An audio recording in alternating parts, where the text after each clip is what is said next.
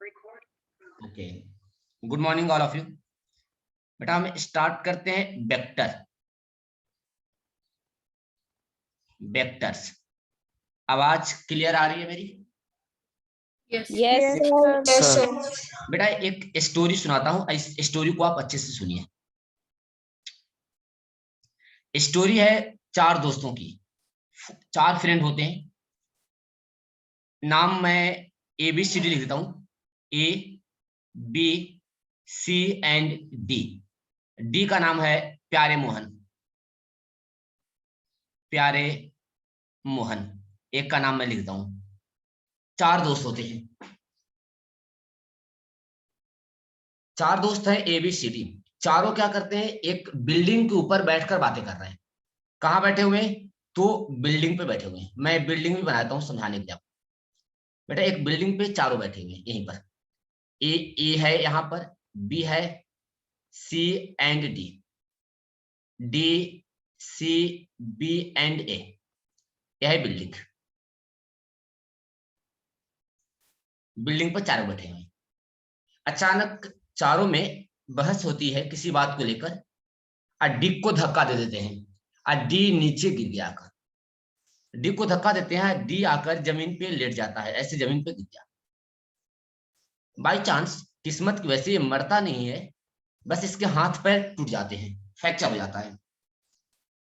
ए plaster करवाता है, wheel chair पे बैठता है और कोर्ट में जाकर केस कर देता है। केस करता है A B और C के अगेंस्ट। इन तीनों ने धक्का देकर हमें मारने की कोशिश किया। कोर्ट में डेट आती है और जज सबको बुलाता है। जज पूछता है A से, B से और C से बारी बारी कि तुमने जब डी को धक्का दिया तो कितना फोर्स लगाया। तो ए बताता है, सर मैंने इस पे फोर्स लगाया 300 न्यूटन। फिर बी से पूछा कि बी तुमने कितना फोर्स लगाया। एक्चुअली उसको सजा देनी थी, तो पूछ रहा था कि बी ने बताया, तो बी ने बताया कि सर मैंने इस पे 400 न्यूटन का फोर्स लगाया। जब सी की बारी है, सी से पूछा गया तो सी ने बताया सर मैंने इस पे 500 न्यूटन का फोर्स लगा दिया। लेट हिम मार दी। अब जज को क्या था कि सजा सुनानी थी, अपने रिजल्ट सुनाना था। तो उसने देखा कि ये सबसे ज्यादा फोर्स लगाया है, तो ऑर्डर किया इसको जेल में डाल दो। अब जेल में डाल दो, समझते ना, जेल में डाल दो इसको। पुलिस वाले आते हैं, इसके हाथ में हथकड़ी लगा दी इसी के। अब जेल ले जा रहे थे, तब तक सी चिल्लाना शुरू कर दिया, रोने लगा और जज को समझाने की कोशिश करता है।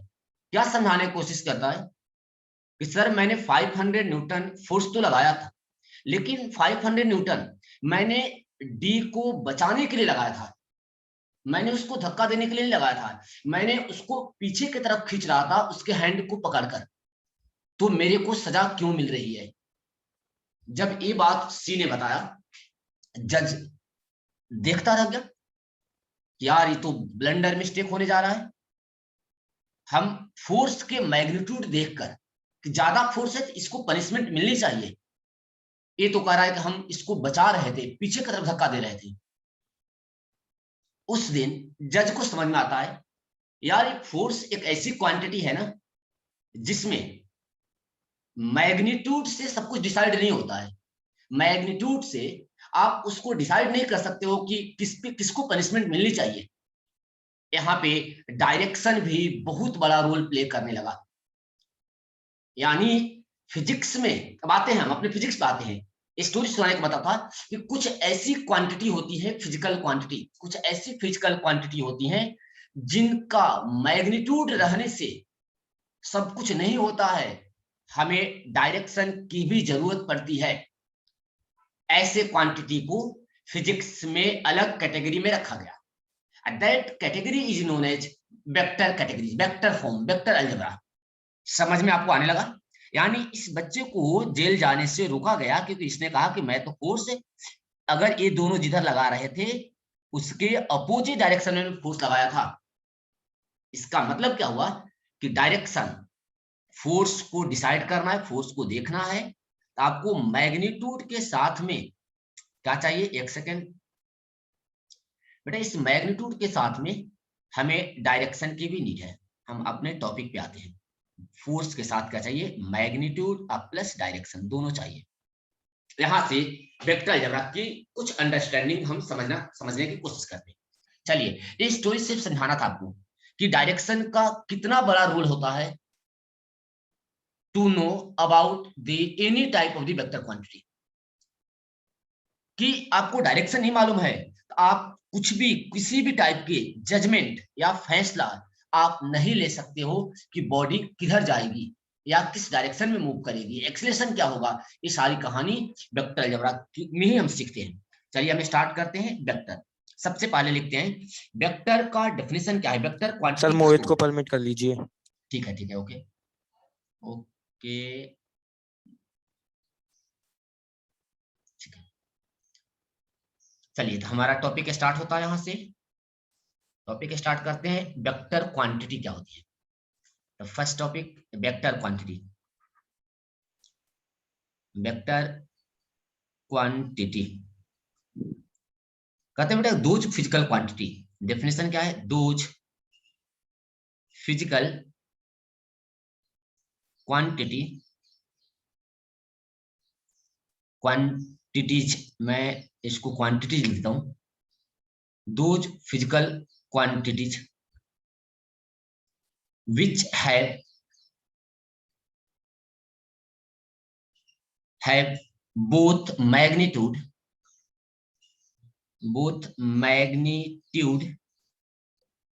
and direction and follow the rules of vector algebra. Vector algebra is called vector quantity. तो इस कंसेप्ट में सबसे इंपॉर्टेंट क्या है कि क्या होना चाहिए, मैग्नीट्यूड हाईलाइट करता हूं, डायरेक्शन होना चाहिए और उससे ज्यादा जरूरी है फॉलो करना चाहिए वेक्टर रूल ऑफ अलजेब्रा। इस रूल को अगर फॉलो करेगा तभी क्वांटिटी वेक्टर हो सकती है। जैसे एग्जांपल में बाद में समझा दूंगा, करंट के पास डायरेक्शन भी होता है और मैग्नीट्यूड भी होता है, लेकिन वो वेक्टर क्वांटिटी नहीं है। क्यों नहीं है, क्योंकि वेक्टर रूल को फॉलो नहीं करती है। अब बच्चे पूछते हैं सर वेक्टर रूल है क्या, तो आगे हम इसको पढ़ेंगे, आज की क्लास में नहीं लेकिन कल की क्लास में जरूर पढ़ेंगे। एग्जाम्पल देखते हैं, एग्जाम्पल्स ऑफ वेक्टर। कौन सी क्वांटिटी, फोर्स, अभी हमने कहानी में सुना था, force, velocity, displacement, acceleration, ETC, बहुत सारी हैं यहाँ पर। अब हम लोग आते हैं स्केलर क्वांटिटी पर कि स्केलर क्वांटिटी किसको बोलेंगे। स्केलर क्वांटिटी बेटा, scalar quantity those physical quantity, those physical quantity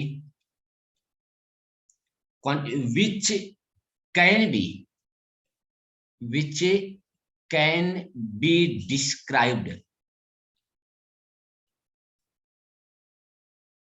described by magnitude only, by magnitude only। मतलब एक ऐसी फिजिकल क्वांटिटी जिसको डिस्क्राइब केवल मैग्नीट्यूड से किया जाए, किसे, सिर्फ मैग्नीट्यूड से किया जाए, तो ऐसी क्वांटिटी को हम लोग स्केलर क्वांटिटी बोला करेंगे। एग्जांपल क्या लेते हैं, जैसे speed, time, mass, time, distance, temperature, speed,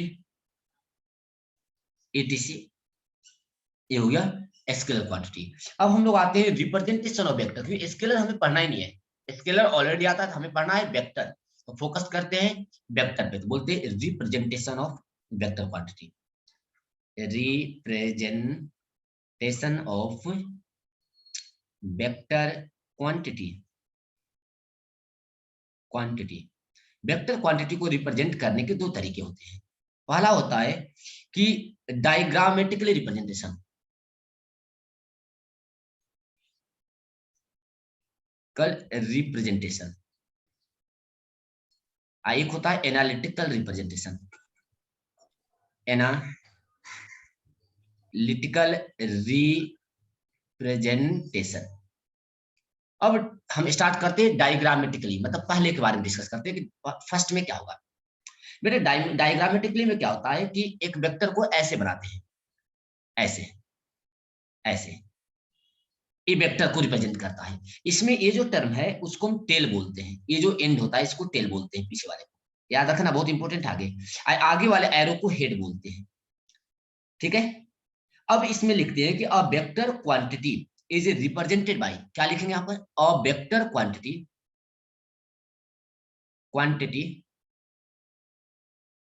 is represented by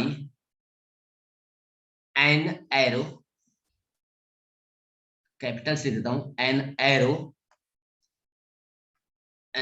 whose length represent magnitude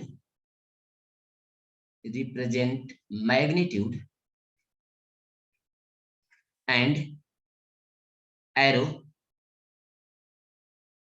represent direction।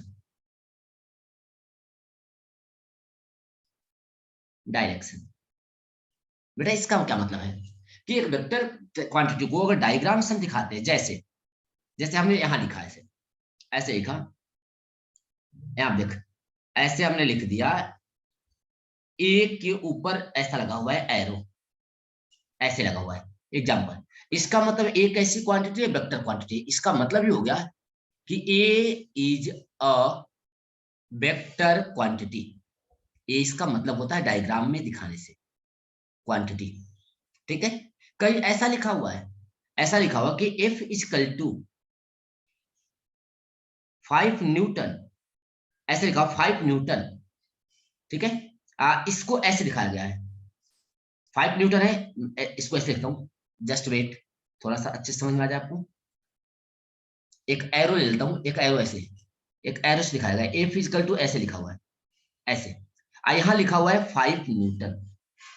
इसका मतलब है कि ये जो 5 न्यूटन है, यहां से लेकर यहां तक की जो लेंथ होगी वो इसके मैग्नीट्यूड को बताता है। लेंथ किसको बताता है, लेंथ रिप्रेजेंट किसको करता है, लेंथ रिप्रेजेंट करता है मैग्नीट्यूड ऑफ वेक्टर। मैग्नीट्यूड। और जो एरो होगा वो रिप्रेजेंट करेगा डायरेक्शन। तो इसमें एरो किधर है, प्लस एक्स की तरफ, मतलब ईस्ट में है। और लेंथ कितनी है, 5 न्यूटन। तो मैं लिख सकता हूं कि एफ कैसी क्वांटिटी है, here F is a vector quantity and, लिख सकता हूं यहां पर, इसका मतलब है it mean that f is a vector quantity, its magnitude, here its magnitude is equals to 5 Newton and its magnitude is equal to 5 Newton and direction किधर है, डायरेक्शन इन ईस्ट। ये ग्राफिकल रिप्रेजेंटेशन का मतलब होता है, जो दो example से समझाने की कोशिश कर रहा था आपको, ठीक है। अब बेटा चल, हमें इस समझ में आ गया कि हमारे पास की वेक्टर क्वांटिटी को डायग्राम से कैसे दिखाएंगे। चलिए और भी हम एक डायग्राम से डायरेक्शन कैसे लिखते हैं, इसके लिए और भी कुछ एग्जांपल कंसीडर करते हैं। अब बात करते हैं डायग्राम पे कैसे दिखाते हैं। देखिए diagram, direction of vector quantity, directions of vector quantity को कैसे दिखाएंगे। बेटा इसे दिखाने के लिए मैं एक एग्जांपल या एक कंसेप्ट लेकर आपको समझा रहा हूं। जैसे हमारे पास एक्स वाई कोऑर्डिनेट है, कोऑर्डिनेट है एक्स वाई, सबको मालूम है, ये बहुत जरूरी है आपको क्वेश्चन सॉल्व। इसको बोलते हैं नॉर्थ, आपको पता है south, this is east and west. बाहर वाले को अपवर्ड, अंदर वाले को डाउनवर्ड।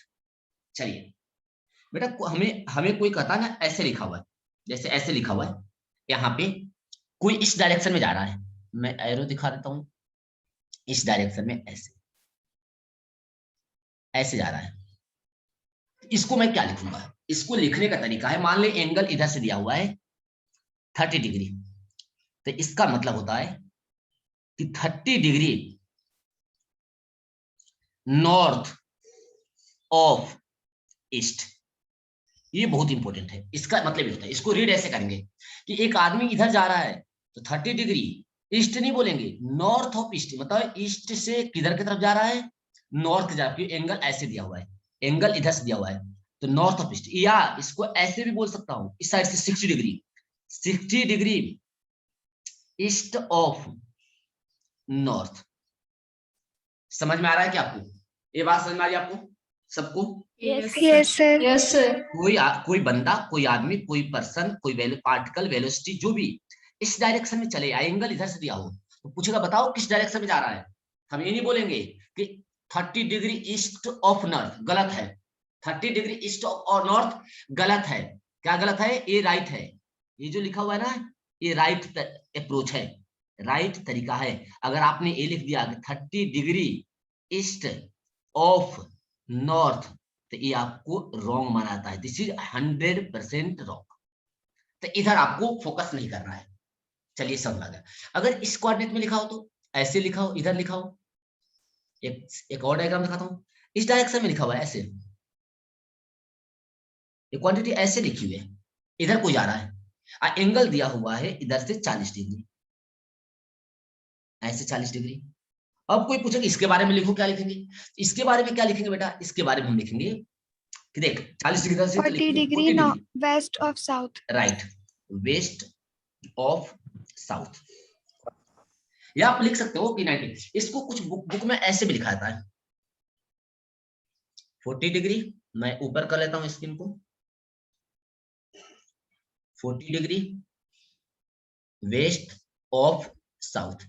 ये एरो का मतलब समझ में आ गया कि ये एरो बताता है कि वेस्ट ऑफ साउथ, तो ऐसे भी लिख लेंगे। चलिए एक और एग्जांपल चूज करते हैं। एक आदमी इस डायरेक्शन में जा रहा है, एंगल रख लिया हमने 45 डिग्री। अब 45 डिग्री है तो कोई भी आंसर बताइए, वेस्ट टू नॉर्थ बताइए, 45 degree North of north west. to west. या मैं बोल दूं 45 डिग्री वेस्ट टू नॉर्थ, तो गलत हो जाएगा क्या? हाँ सर। नहीं, यहाँ गलत नहीं हो रहा है, यहाँ गलत नहीं हो रहा है। अच्छा हाँ सर, या तो 90 minus 45 45 ही एक्सेस आएगा। पे है ना। राइट, सही देखिए बात है। 45 डिग्री कायदे से तो हम यहाँ देखिए, यहाँ इधर फोकस करें बेटा, 45 डिग्री क्या बोलेंगे? नॉर्थ ऑफ वेस्ट, ये तो कायदे से। लेकिन इसको हम लोग ऐसे भी लिखते हैं। दूसरा बच्चा कोई वेटिंग लिस्ट में है क्या?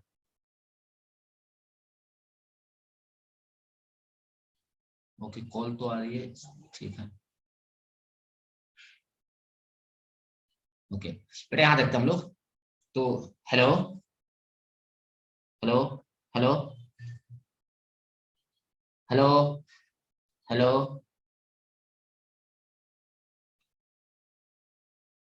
हेलो, चलिए एक क्वेश्चन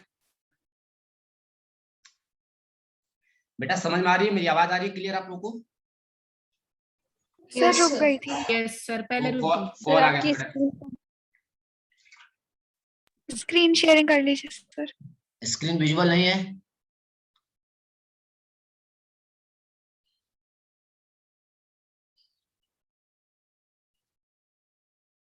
बेटा, एक सेकंड रुक जाइए।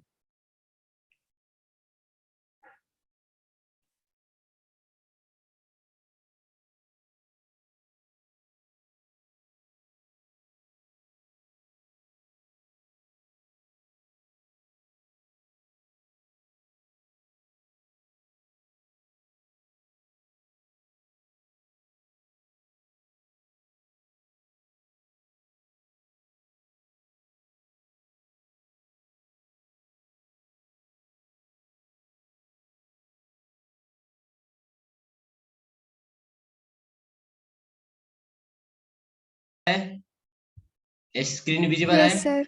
ओके यस चलिए, sir. Okay okay, yes sir. Call को ऐसे थोड़ा सा डिस्टरबेंस हुआ। चलिए यहाँ देखते हैं क्वेश्चंस। एक क्वेश्चन आपको देता हूँ, आप इसको ना समझते हैं और ड्रॉ करते हैं क्या है। एग्जाम्पल एक कंसीडर करते हैं इसी से रिलेटेड। ऐसा मान लूं कि अ मैन वॉक, एक लिख दूं, a man walk 10 metre east and then 15 metre 30 degree north of east and then 25 metre 40 degree east of south. इसको हमें डायग्राम पे दिखाना है, इस लैंग्वेज को ग्राफिकली शो करना है। तो हम क्या करेंगे, अगेन चूज करते हैं कोऑर्डिनेट्स। वेक्टर अलजेब्रा के लिए कोऑर्डिनेट बहुत जरूरी है, हमने कोऑर्डिनेट चूज कर लिया। ठीक है, अब देखिए बेटा कोऑर्डिनेट लिखने के बाद क्या करेंगे, यहाँ हमारा नॉर्थ साउथ ईस्ट वेस्ट। जब भी हम जर्नी स्टार्ट करेंगे तो कहां से स्टार्ट करेंगे, हमेशा ओरिजिन से। चलिए ओरिजिन से मैं स्टार्ट करता हूं अपनी जर्नी को ऐसे, यहां से चलते हैं कितना, मान लेता हूं यहां पहुंचे, इस डायरेक्शन में कितना 10 मीटर। 10 मीटर। अब यहां से हमें जाना है 30 डिग्री नॉर्थ ऑफ ईस्ट, मतलब एंगल किधर से बनेगा, ईस्ट से। कितने डिग्री, 30 डिग्री। अब मीटर कितना चल रहा है, आपको चल रहा है 15 मीटर, मतलब इस लाइन से बड़ी लाइन, 15 मीटर, इस लाइन से बड़ी थोड़ी होनी चाहिए, क्योंकि लेंथ दिखाता है मैग्नीट्यूड, थोड़ी बड़ी हो गई। क्योंकि अगर इतने लेंथ को मैं 10 मीटर ले रहा हूं तो इस लेंथ को मैं 15 मीटर एज्यूम कर लिया। चलिए ये हमने ड्रॉ कर लिया 15 मीटर यहाँ पर। अब देखें ये हो गया 15 मीटर, एंगल देखें ये एंगल हो गया 30 डिग्री। इसका मतलब है इसको, अब यहां से, अब यहाँ पर ओरिजिन मान लिया आपने, फिर यहाँ पर ओरिजिन मान लीजिए इसी पॉइंट पर। यहाँ से जाना है किधर, 40 डिग्री ईस्ट ऑफ नॉर्थ, यहीं पे ओरिजिन। हाँ बोलिए सर। स्टार्टिंग हमेशा 0 से ही होगी, मतलब मिड पॉइंट से। हाँ बेटा मिड पॉइंट नहीं है बेटा, ये ओरिजिन होता है, ओरिजिन। Okay sir. हाँ तो ओरिजिन को ही रेफरेंस लेके स्टार्ट करेंगे, ओरिजिन से स्टार्ट करेंगे। ठीक है, इस डायरेक्शन में चले यहाँ पे, फिर यहाँ पहुंचे। अब हम लोग यहाँ पे XY मान लेते हैं, यहाँ से किधर जाना है, 40 डिग्री ईस्ट ऑफ साउथ। अगर ऐसे मैं ड्रॉ करूं डॉटेड लाइन से, थोड़ा सा ऐसे ऐसे ड्रॉ करूं यहीं पर, तो हमारा ईस्ट किधर होगा, ईस्ट मेरा हो गया इधर, साउथ हो गया इधर, नॉर्थ हो गया यहाँ पे, वेस्ट होगा इधर। तो हर पॉइंट पे आप एक कोऑर्डिनेट समझ लीजिए, नहीं समझ में आता है तो ऐसे ड्रॉ कर लेते हैं। अब यहाँ से चलना है कितना, 25 मीटर ईस्ट ऑफ नॉर्थ। एक बड़ी सी लाइन चूज करते हैं 25 मीटर का, इन सबसे बड़ा, चलिए ऐसे चूज कर लिया 25 मीटर, ये लेंथ होगी 25 मीटर। करब 40 डिग्री ईस्ट ऑफ साउथ, मतलब एंगल किधर से बन रहा है, साउथ से, मतलब ये एंगल 40 डिग्री होगा। आया ना बेटा समझ में सबको, ये इसका ग्राफिकल रिप्रेजेंटेशन है, समझ में आ गया yes sir. East of south है तो फिर वो नीचे की तरफ होगा एंगल। बेटा अरे देखना ये लैंग्वेज पढ़ना, ईस्ट ऑफ साउथ, तो ईस्ट ऑफ साउथ तो यही कोऑर्डिनेट होता है ना, ये तो ईस्ट ऑफ नॉर्थ होता है, नॉर्थ ऑफ वेस्ट होता है, वेस्ट ऑफ साउथ होता है। ईस्ट ऑफ साउथ किस में आएगा, चौथा कोऑर्डिनेट में आएगा ना, फोर्थ कोऑर्डिनेट में। Yes sir. East of south Yes, कौन sir. सा कोऑर्डिनेट में आता है बेटा, दिमाग तो खोलो, दिमाग के ढक्कन तो खोलते हैं ना। सर नहीं, मतलब और तो 40 डिग्री वो ऊपर की तरफ नहीं होगा। क्यों होगा, अभी मैंने ऊपर पढ़ा है कि वेस्ट ऑफ साउथ, मतलब वेस्ट ऑफ साउथ, साउथ अगर बाद में आ रहा है तो एंगल उधर से ही है। ये 40 डिग्री किधर से था, साउथ एंड में आ रहा है, इधर साउथ एंड में आ रहा है, तो एंगल किधर से होगा। इसका east of Okay, south sir. का मतलब है साउथ से ईस्ट की तरफ जा रहा है, इसका हिंदी मतलब बस होता है फिर बेटा हम कि जब साउथ बनाएंगे से, साउथ तो से सर एग्जैक्टिव बनाना है एंगल। ईस्ट नहीं यार, एग्जैक्ट कौन, यहाँ कंपास लेके बनाना है क्या, एक रफ आइडिया दिखाना है। मेरा तो 45 डिग्री दिख रहा है, साउथ ऑफ ईस्ट डायरेक्शन। अरे अरे समझेंगे ना क्या होना है, आया समझ में, इसका मतलब होता हाँ है। सर समझ गए। चलिए बेटा अब आते हैं इक्वल ऑफ वेक्टर, मतलब इक्वालिटी, वेक्टर को इक्वल कब मानेंगे, तो ये रिप्रेजेंटेशन डायग्राम रिप्रेजेंटेशन हो गया। अब हम यहाँ आते हैं equality of vector, equality of vectors. सब समझ में आएगा, बस थोड़ा सा वेट करें, क्यों पढ़ाया जा रहा है, क्या गोल है, आगे समझिए। कहते हैं बेटा कि दो वेक्टर इक्वल कब होंगे, तो इसका रीजन है बेटा कि दो वेक्टर का डायरेक्शन सेम हो, मैग्नीट्यूड सेम हो और सेम फिजिकल क्वांटिटी को रिप्रेजेंट करें, दैट क्वांटिटी इन्होंने दी, इसको हम बोला करेंगे इक्वल वेक्टर। मतलब two vectors are equal if they have same physical quantity and equal magnitude and same direction. तो लिख लेते हैं दो two vectors are equal, vectors are, मैं इसको थोड़ा सा हटा देता हूँ, कंफ्यूजन होगा यहाँ पर, डायग्राम तो खराब ना हो जाएगा, देख लेना एक बार। Two vectors are equal if they represent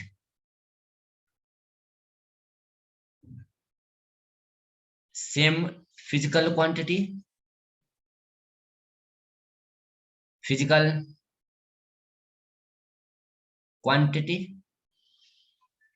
and both have same magnitude as well as direction,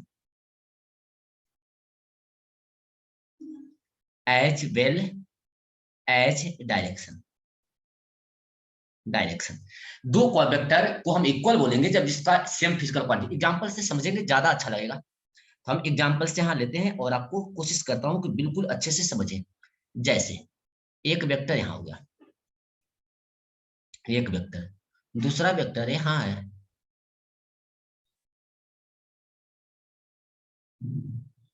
बेटा दोनों वेक्टर का डायरेक्शन अलग अलग है। एक को मान लिया vector A, this is vector A मान लिया, इसको मान लिया वेक्टर बी। दोनों वेक्टर का डायरेक्शन अलग है, इसलिए बोलते हैं दिस दो vector A and B is not a equal vector, मतलब इसको बोलेंगे नॉट इक्वल। ये क्या है? नॉट इक्वल, दोनों इक्वल वेक्टर नहीं है। पूछा था रीजन व्हाई, कहते हैं डिफरेंट डायरेक्शन, डायरेक्शन में डिफरेंट, डिफरेंट डायरेक्शन। मैं शॉर्टकट लिख देता हूं, डिफरेंट डायरेक्शन या डायरेक्शन विल चेंज। ठीक है, सेकेंड केस लेते हैं, ये पहला केस लिया हमने, सेकेंड केस लेते हैं। जैसे एक वेक्टर यहाँ पे है, एक वेक्टर मैं चूज करता हूं ऐसे, सेकेंड वेक्टर मैं चूज करता हूं ऐसे,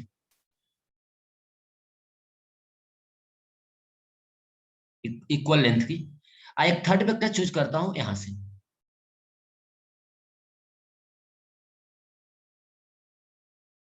चलिए बेटा हम तीन वेक्टर चूज किया, vector A, vector A, vector B, इसके ऊपर लिखा हुआ है वेक्टर सी लिखा हुआ है, तीनों पे ए बी सी तीन वेक्टर है, तीनों का डायरेक्शन सेम है, तीनों का लेंथ सेम है, तो इन तीनों को बोला करते हैं इक्वल वेक्टर। इक्वल वेक्टर्स, ये है इक्वल वेक्टर्स है, तीनों चारों वेक्टर्स, बिकॉज मालूम है मैग्नीट्यूड भी सेम है, फिजिकल क्वांटिटी, तीनों किसको रिप्रेजेंट कर रहे हैं? मान लेता हूं ए है 5 न्यूटन, ऐसे मान लेता हूं, बी भी है 5 न्यूटन, सी भी कैसा है 5 न्यूटन, यानी तीनों का मैग्नीट्यूड बराबर है, तीनों फोर्स को इंडिकेट कर रहे हैं, तीनों का डायरेक्शन बराबर है, तब इसे हम बोलेंगे इक्वल वेक्टर। मतलब इक्वल वेक्टर के लिए क्या चाहिए? पहले तो चाहिए सेम फिजिकल क्वांटिटी, इसको हाईलाइट करें, मैग्नीट्यूड सेम हो और डायरेक्शन भी सेम हो। अगर ऐसा है तो हम इसे बोलेंगे इक्वल वेक्टर। आते हैं एग्जांपल नंबर थर्ड में, बेटा दो वेक्टर हम चूज करते हैं ऐसे किसी भी डायरेक्शन में, बिल्कुल सिमिलर, इसमें भी डायरेक्शन सेम है और लेंथ सेम है, डायरेक्शन सेम है लेंथ सेम है। अब देखने में नहीं लग रहा हो तो मान लेता हूं सेम है। यहां लिखा गया बेटा वेक्टर ए जो है ये है 10 न्यूटन, अब वेक्टर बी है 10 मीटर पर सेकेंड, मतलब दोनों का डायरेक्शन सेम है, दोनों का मैग्नीट्यूड सेम है 10 एंड 10, लेकिन फिर भी फिजिकल क्वांटिटी कैसे हैं? Not equal vector. ये क्या है? फिजिकल क्वांटिटी सेम नहीं है। Right, not equal vector, because अब यहाँ रीजन क्या होगा? Physical quantity is not same. एक अब एक तरह के ना हम नई चीज पढ़ रहे हैं, बिल्कुल अलग, फिजिकल क्वांटिटी नॉट सेम या डज नॉट सेम। ठीक है, तो ये तीन एग्जांपल से आपको सिर्फ ये समझाने की कोशिश कर रहा था कि हम कब दो vector more than two vector को इक्वल बोलेंगे, कब हम इसे अनइक्वल बोला करेंगे। चलिए इससे रिलेटेड हमें इस समझ में आ गया कि दो वेक्टर को समझते कैसे। अब आता है कि वेक्टर के बीच के एंगल कैसे निकालेंगे, तो अगला हेडिंग डालते हैं हम लोग, एंगल बिटवीन टू वेक्टर, दो वेक्टर के बीच का एंगल कैसे निकालते हैं। बहुत जबरदस्त, आप वेक्टर अलजेब्रा पढ़ोगे, थोड़ा टाइम दे, 2 या 3 दिन टाइम दीजिए, फिर आपके बाद कभी नहीं बोलेंगे। ठीक है, वेक्टर अलजेब्रा, यहाँ बात करते हैं हम angle between two, angle between, आपको धीरे धीरे पढ़ा रहे हैं, angle between two vectors.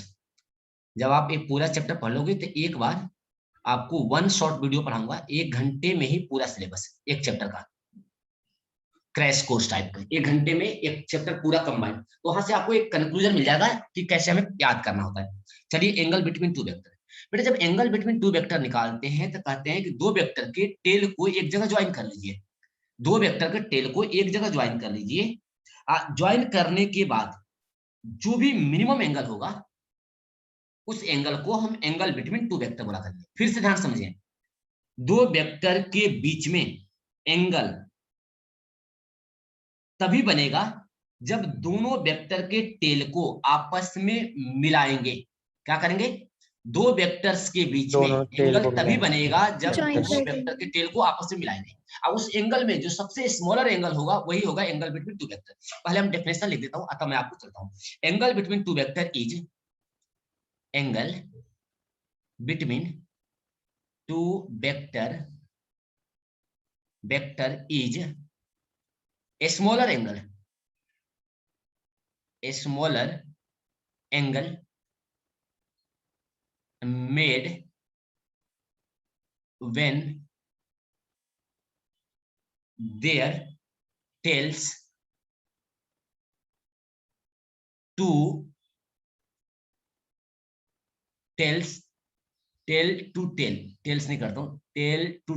coincide।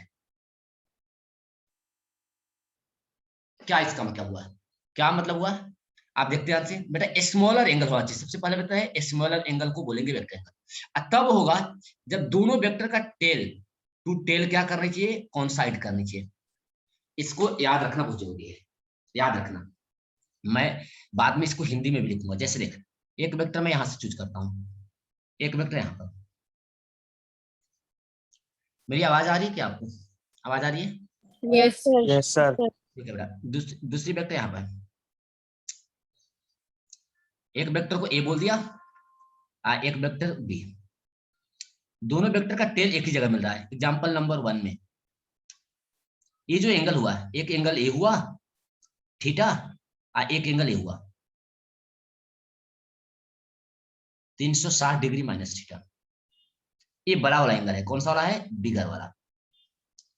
एक ए वाला एंगल हो गया, जो भी एंगल होगा, अब नाम नहीं देता हूं एंगल, इसको बिगर बड़ा वाला देता हूं, इसको स्मॉलर एंगल समझाने के लिए आपको।